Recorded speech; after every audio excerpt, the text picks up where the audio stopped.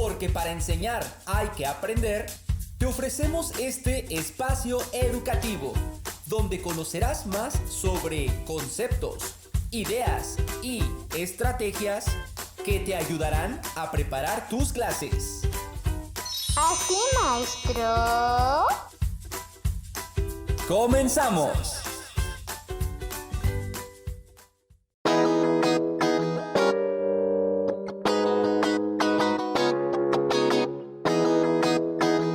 Hola a todos y saludos cordiales para cada uno de ustedes. Se reporta desde este lado del micrófono su amigo Omar Tapia y les doy la bienvenida a nuestro episodio número 5. Así es, el episodio número 5 de este podcast educativo llamado ¿Así, maestro? este espacio de discusión educativa que ustedes hacen posible. Así que continúen escribiéndonos a nuestro correo electrónico asimaestro.podcast@gmail.com. Así maestro, sin signos de interrogación, sin acento en la i, sin espacio. Anotamos un punto. podcast@gmail.com, que seguiremos leyéndolos como hasta el momento. Muchas gracias a todos. Avancemos entonces, avancemos porque estamos seguros que les encantará el tema del día de hoy.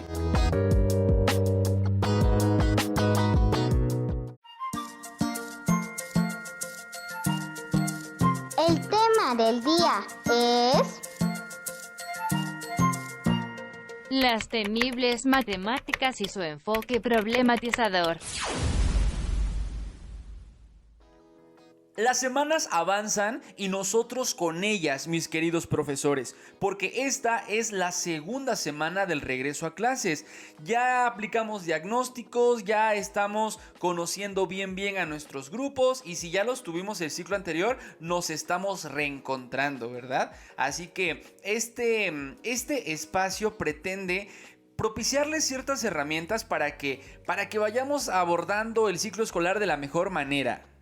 Y como la semana pasada les hablamos acerca de la asignatura de español y las prácticas sociales del lenguaje, decidimos seguir en ese mismo orden de ideas. Fue por ello que el día de hoy les traemos este tema: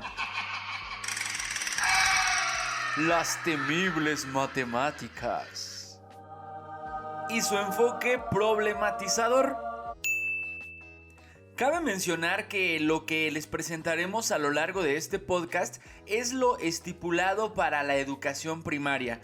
Así que si ustedes se encuentran en el nivel secundaria, bachillerato o hasta universidad, no está por demás que chequen esto. Verán que pueden rescatar muchas cosas muy importantes por muy sencillas que parezcan. Así que avanzamos y para poder entender nuestro tema plantearemos nuestras 3 preguntas. Maestros, pongan atención. Pregunta número 1. ¿Qué son las matemáticas? Pregunta número 2.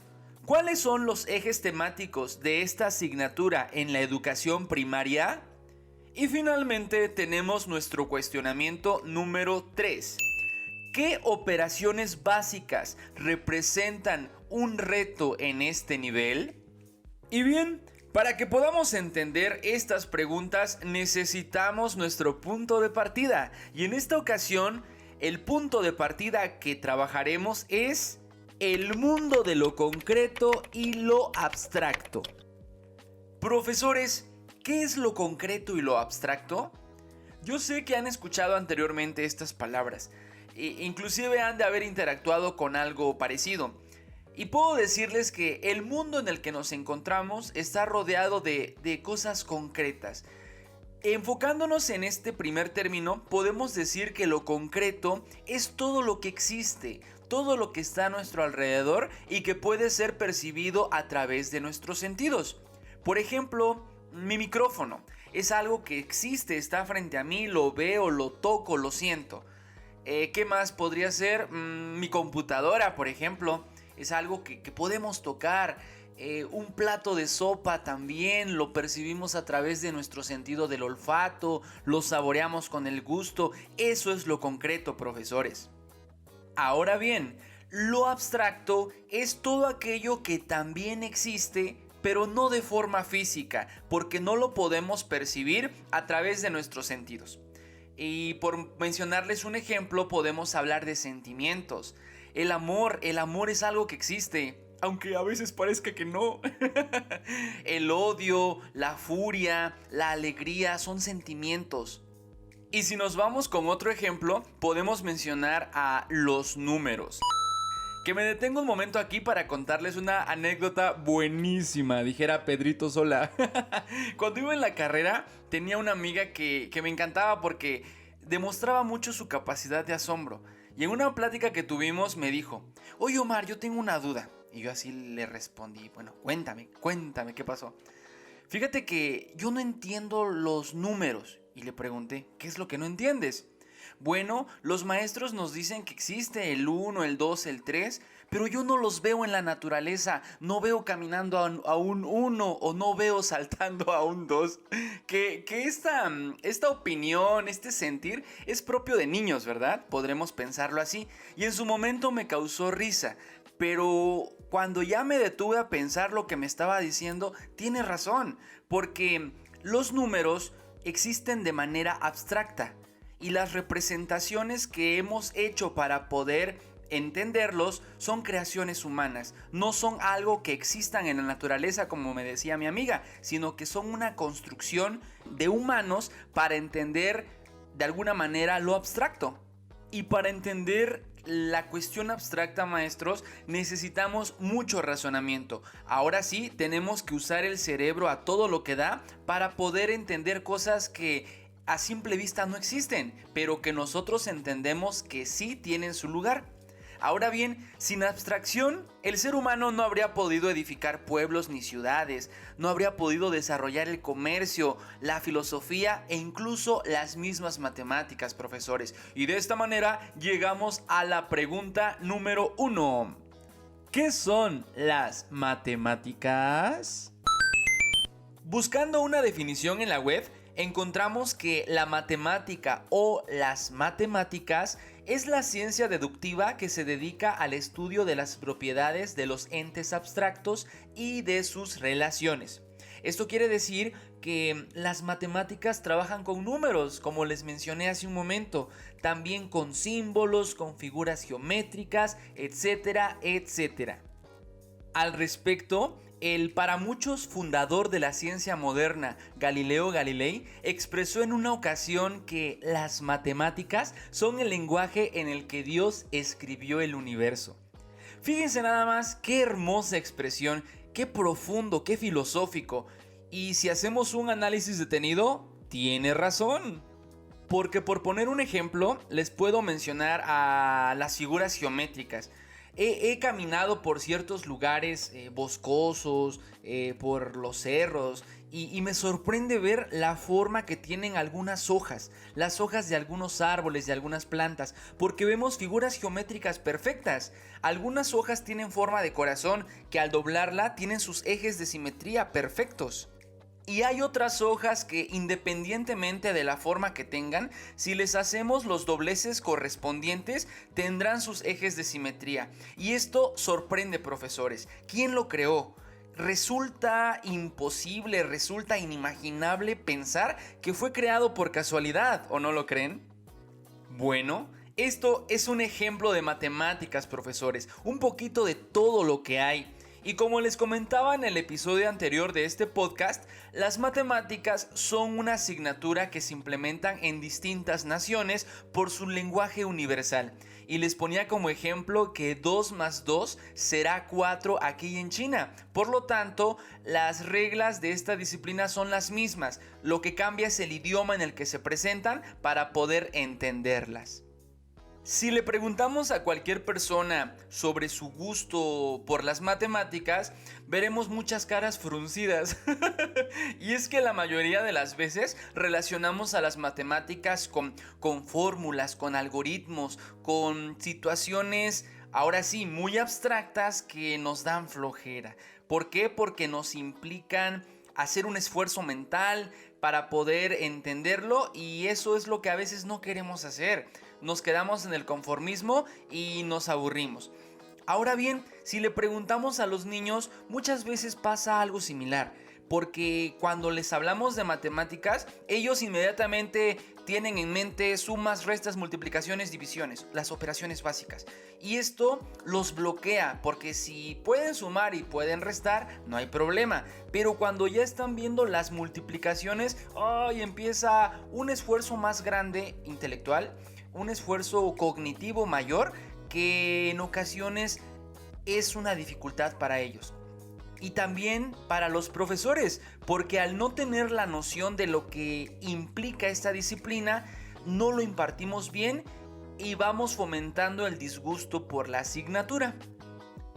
Ante esto, la Secretaría de Educación Pública plantea que la metodología didáctica que se sugiere para el estudio de las matemáticas consiste en utilizar secuencias de situaciones problemáticas que despierten el interés de los alumnos. Así como se escucha, tenemos que ofrecerles a los niños escenarios, situaciones que los impulsen a resolver ciertas consignas.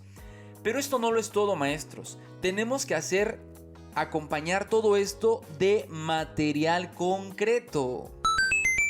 Fíjense qué curioso suena esto. Para poder enseñar lo abstracto, tenemos que valernos muchas veces de lo concreto. Y en el caso de los niños, debe ser así, profesores, porque si queremos que los niños aprendan a armar grupos de colecciones, tenemos que proveerles material que ellos puedan tocar, que ellos puedan jugar, manipular, para que poco a poco vayan entendiendo lo mejor. Y esto debe realizarse mucho más, sobre todo con niños pequeños. Cuando estamos hablando del nivel preescolar o niños de primaria, es muy importante que acompañemos nuestras clases con este tipo de material didáctico.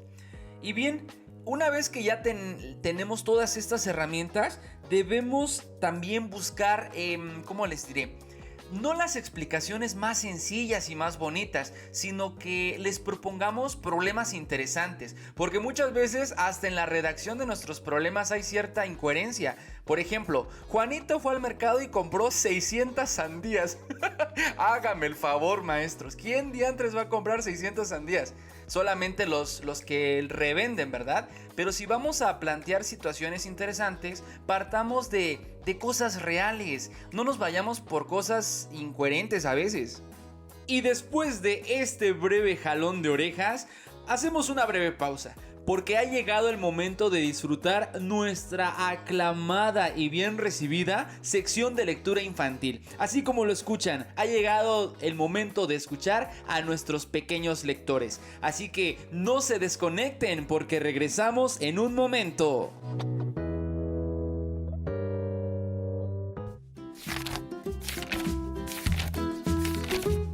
Porque la lectura es maravillosa. Toma un libro y lee conmigo.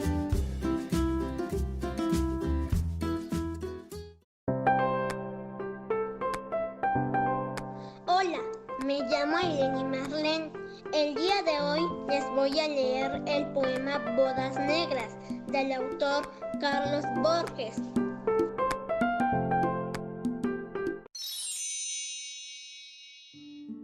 Hoy es la historia que contó un día. El viejo enterrador de la comarca era un amante, a quien por suerte impía, su dulce bien le arrebató la parca. Todas las noches iba al cementerio a visitar la tumba de la hermosa. La gente murmuraba con misterio, es un muerto escapado de la fosa. En una noche horrenda hizo pedazos el mármol de la tumba abandonada. Cavó la tierra y se llevó en sus brazos el rígido esqueleto de su amada. Y allá, en su triste habitación sombría, de un cirio fúnebre a la llama incierta, sentó a su lado la osamenta fría y celebró sus bodas con la muerta.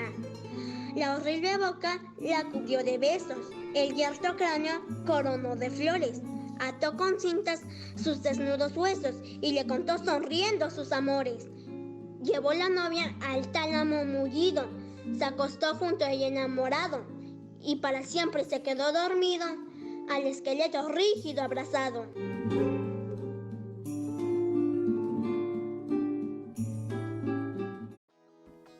Estamos Estamos de regreso una vez más con su amigo Omar Tapia frente al micrófono en este su podcast semanal de discusión educativa. Después de haber escuchado Bodas Negras del autor venezolano Carlos Borges en voz de nuestra pequeña Aileni Marlene. Y comentando un poco sobre el texto, sobre este poema, está muy de escalofríos, ¿verdad? Me llamó la atención porque, si pusieron atención, habla sobre un individuo que perdió a su amor y que no pudo superar dicha pérdida, a tal grado que tuvo que desenterrar el cadáver y poder consumar su unión. Gracias, Aileni, muchas gracias, pequeña, por unirte a nosotros y compartirnos tu lectura. Así que avanzamos, maestros, seguimos con nuestro tema del día, porque en esta ocasión estamos hablando acerca de las temibles matemáticas y su enfoque problematizador. Y hago una breve pausa para hablar acerca de esto, de los enfoques de las asignaturas, porque en el caso de la primaria tenemos para el español un enfoque comunicativo y funcional. En el caso de las matemáticas se trabaja un enfoque problematizador y para las demás asignaturas en donde se encuentran las ciencias naturales, historia, geografía, formación cívica y ética, tienen un enfoque formativo. Esto es de cajón, maestros, debemos de tenerlo en mente todo el tiempo porque lo vamos a ocupar. Pero como el tema del día son las matemáticas, vamos a ahondar un poco más en ellas, porque como les mencioné antes del corte, el estudio de esta disciplina consiste en utilizar secuencias de situaciones problemáticas, de ahí el enfoque que les acabo de mencionar hace un momento.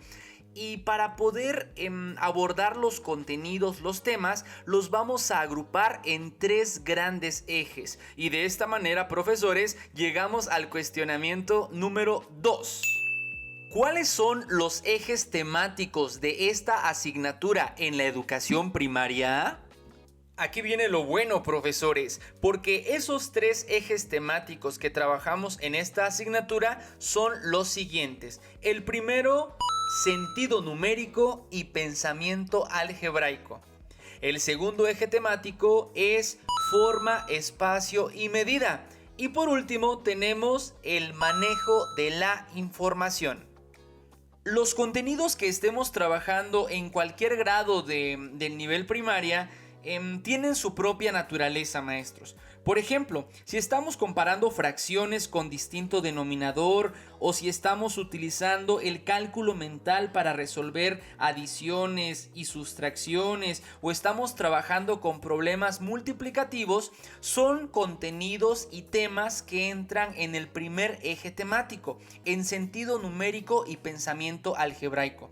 Si en vez de eso estamos trabajando con círculos, cuadrados, triángulos y estamos analizando sus medidas, estamos trabajando con áreas, perímetros o también estamos describiendo el espacio en el que nos encontramos, es decir, trabajar con croquis y analizar los metros, centímetros, etc., estos contenidos entran en el segundo eje temático, que es forma, espacio y medida. Pero si vamos a hacer encuestas y vamos a vaciar la información en tablas, vamos a analizar estadísticas, bueno, entonces estaríamos hablando ya del tercer eje temático, que es manejo de la información. Esto lo debemos de tener muy presente, profesores, porque lo vamos a especificar en nuestra planeación.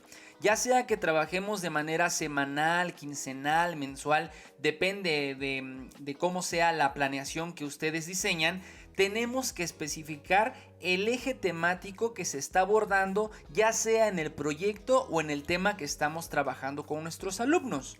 Así que, una vez dicho esto, nos vamos con la pregunta número 3. ¿Qué operaciones básicas representan un reto en este nivel? Y me parece pertinente que en esta pregunta sí seamos un poco más específicos. Vamos a tratar de dar ejemplos clave que a todos se nos han presentado. Y bien, maestros, para esto vamos a entender qué son las operaciones básicas. Y para esa pregunta, los planes y programas de estudio vigentes nos dicen que son el conjunto de procedimientos aritméticos que nos permitirán resolver problemas matemáticos. Y estas operaciones, profesores, son cuatro elementales que nos sirven en nuestro día a día y en toda nuestra vida. Porque tenemos la suma, la resta, la multiplicación y la división. Ahora bien, en el caso de la suma o adición, podemos decir que es la operación matemática que consiste en combinar o añadir dos o más números para obtener una cantidad final o total. Y esto lo hacemos todos los días, profesores, en nuestra vida cotidiana, y sobre todo también lo enseñamos en nuestros salones de clases, porque también podremos decir que ilustra el proceso de juntar dos colecciones de objetos, dos o más colecciones, mejor dicho, con el fin de obtener una sola colección. Y aquí es cuando les decía hace rato, debemos usar material concreto, porque este es un tema abstracto. Si ya estamos diciendo 2 más 2, pues sabemos que es 4, porque en nuestra mente dibujamos el 2. Pero esto para niños pequeños todavía no está claro. Tenemos que presentarle quizás 2 taparroscas y les agregamos otras 2 para que ellos entiendan que hay 4. ¿Por qué? Porque lo están tocando, lo están manipulando para poder entenderlo. La siguiente en la lista es la resta, y podemos decir que la resta es la operación inversa a la suma, porque consiste en, dada cierta cantidad, eliminar una parte de ella y el resultado se conoce como diferencia. Y aquí nuevamente les menciono la importancia del material concreto, del material didáctico que va a darle soporte a nuestra cátedra. Porque si vamos a mostrarles 10 taparroscas y de ahí le decimos a los niños, vamos a sustraer, vamos a quitar 5, el niño tiene que contar las que quedaron, tiene que contar la diferencia. Y es ahí cuando ellos van asimilando estos conceptos que en un principio son abstractos y poco a poco van siendo más entendibles. La tercera operación básica es la multiplicación. Y podemos decir que consiste en sumar un número tantas veces como indique otro. Por ejemplo, 4 por 3 es igual a sumar 3 veces el valor de 4. Y finalmente tenemos la cuarta operación básica, que es la división. Y así como la resta es la operación contraria a la suma, la división lo es para la multiplicación, porque consiste en desintegrar un número en partes iguales. Y profesores, en mi experiencia yo les puedo decir que estas dos últimas son las que se les complican más a nuestros alumnos. Les digo en mi experiencia porque es lo que he vivido y me atrevo a pensar que a ustedes también les ha pasado.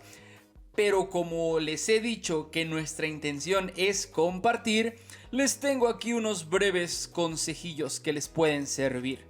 Y en el caso de... empecemos con la multiplicación, sí. En el caso de la multiplicación, yo creo que es fundamental que les expliquemos a los niños no solamente qué es lo que tienen que hacer, sino que decirles por qué hacerlo de determinada manera. Y en el caso de la multiplicación, no les vamos a decir ya de lleno, tienes que multiplicar tanto por tanto. Mejor vamos a decirles que las multiplicaciones son un atajo para hacer sumas completas o sucesivas.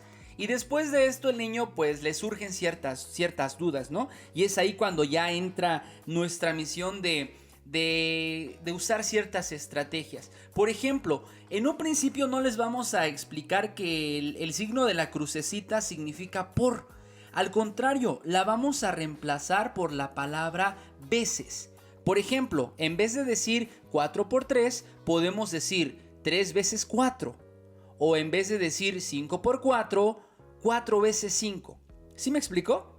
Esto que aparentemente es tan insignificante, créanme que para un niño puede ser fundamental para comprender el tema. Después de esto, poco a poco tenemos que ir ejercitando la memoria, mejor dicho, y explicarles reglas básicas de la multiplicación, como por ejemplo, todo número multiplicado por 0 nos va a dar 0. Los niños lo entienden. O todo número multiplicado por 1 nos va a dar como resultado el valor del primer número. El niño también lo va a entender. Esto es clave, esto es fundamental, pero hay que saber llegarles, hay que saber decir las cosas, profesores. Y también vamos a valernos de la tabla pitagórica, que es el cuadro donde vienen la tira de números de manera horizontal, de manera vertical, y los vamos multiplicando en diagonal. Esto es clave para que el niño entienda las multiplicaciones. Cuando los niños entienden la tercera operación básica, es más sencillo encaminarlos hacia la cuarta, encaminarlos hacia la división. Y también hay que explicarles en términos sencillos, como les dije hace un momento, porque dividir es repartir. Y es aquí cuando utilizamos como ejemplos situaciones cotidianas. Y aquí hacemos uso de las fracciones, porque podemos decirle: tenemos una pizza y queremos dividirlas en partes iguales para 8 niños, ¿no? Y aquí ya estamos trabajando octavos. Y de esta manera los vamos encaminando poco a poco hacia la cuestión formal, hacia la cuestión de la casita con su dividendo y su divisor. Cuando llegamos a este punto, cuando llegamos al algoritmo convencional de la división, profesores, muchas veces utilizamos la resta. Y les pongo un ejemplo. Si dividimos 30 entre 4, sabemos que el resultado es 7 y nos sobra 2. A veces lo que hacemos es explicarle al niño que el 28 que nos da como resultado de la multiplicación por el 4 por el 7, lo anotaremos debajo del 30 para restarlo y al final nos quedan 2. Esto es bueno si estamos empezando la enseñanza de la división, pero si quieren utilizar este método en toda su trayectoria primaria hasta sexto grado, no lo creo conveniente ni oportuno. ¿Por qué? Porque el niño como que ya no usa tanto el cálculo mental. Tenemos que explicarles que para empezar sí está bien utilizar las restas, pero conforme le van entendiendo y van avanzando, vamos a quitar eso y vamos a hacerlo ya con puro cálculo. Por ejemplo, 4 por 7, 28, para 30, 2, y ese 2 anotamos debajo del 30, ya no le vamos a restar el 28. ¿Sí me explicó? Porque esto es lo que les va a permitir ir usando cada vez más el cálculo mental. Para ir cerrando esto, profesores, me gustaría concluir diciéndoles que la clave de todo esto es la paciencia. Debemos ser pacientes con nuestros alumnos porque algún día nosotros fuimos niños. Nosotros también teníamos muchas dudas y hubo alguien que estuvo frente a nosotros dirigiéndonos. Tal vez lo hicieron bien, tal vez no lo hicieron tan bien, pero vamos a tomar lo bueno, vamos a dar lo mejor de nosotros, como siempre les he dicho, porque no cualquiera es profesor. Sí, habrá muchas personas que tengan conocimiento de todo, pero ese arte de educar, de saber decir las cosas, solamente unos cuantos. Y yo confío en las buenas intenciones de mis colegas. Es por eso que estoy aquí compartiéndoles lo que a mí me ha servido y lo que sigo poniendo en práctica, porque también sigo con retos que me han quebrado la cabeza en más de una ocasión, pero aquí estamos, porque cuando hay voluntad, como se los he dicho ya varias veces, todo se puede, maestros. Paciencia y mucho compromiso.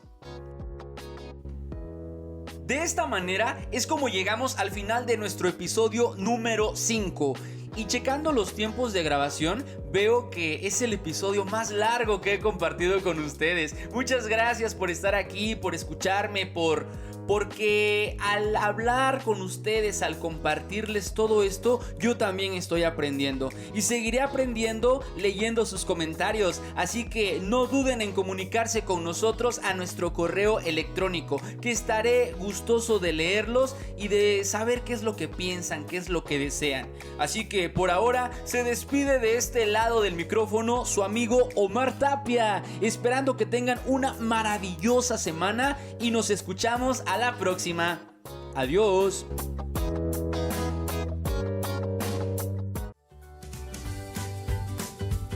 Esto es todo por hoy. Nos escuchamos la próxima semana.